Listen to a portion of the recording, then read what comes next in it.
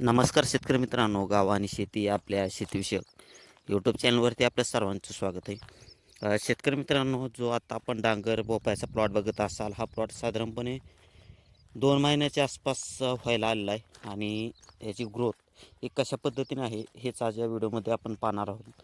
त्यामुळे आपण जर आपल्या चॅनलवरती नवीन असाल तर आपल्या चॅनलला सबस्क्राईब करा, व्हिडिओ लाईक करा आणि फेसबुकवरती पाहत असाल तर फेसबुक प्रोफाईलला फॉलो नक्की करा.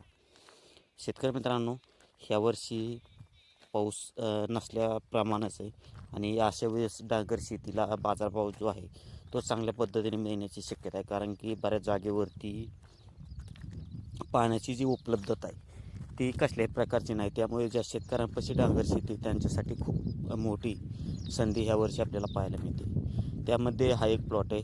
या प्लॉटचा जो आपण आकार बघू शकता, कशा पद्धतीने फळ जे आहे ते आहे साधारणपणे 7 ते 8 किलोपर्यंत आपल्याला फळ हे पाहायला मिळतं आहे. परंतु पाण्याची जी कमतरता आहे त्यामुळे देखील थोड्या प्रमाणामध्ये म्हणजे 5% प्रमाणात आपल्याला यामध्ये जे नुकसान आहे ते पाहायला मिळते. त्या व्यतिरिक्त जर आपण प्लॉट बघितला तर एक नंबरचा प्लॉट आहे. कसल्याही प्रकारचा आपल्याला किडीचा किंवा रोगाचा प्रादुर्भाव जो आहे तो पाहायला मिळत नाही. लागवड ही कशा पद्धतीने केली याविषयी आपण व्हिडिओ हा बनवलेला आहे. काय काय जागेवरती जे फळ आहे ते आणखी लागायला सुरुवात आहे. 10 ग्रॅमपासून ते आपल्याला साधारणपणे 5 ते 6 किलोपर्यंत फळ हे पाहायला मिळतं आहे.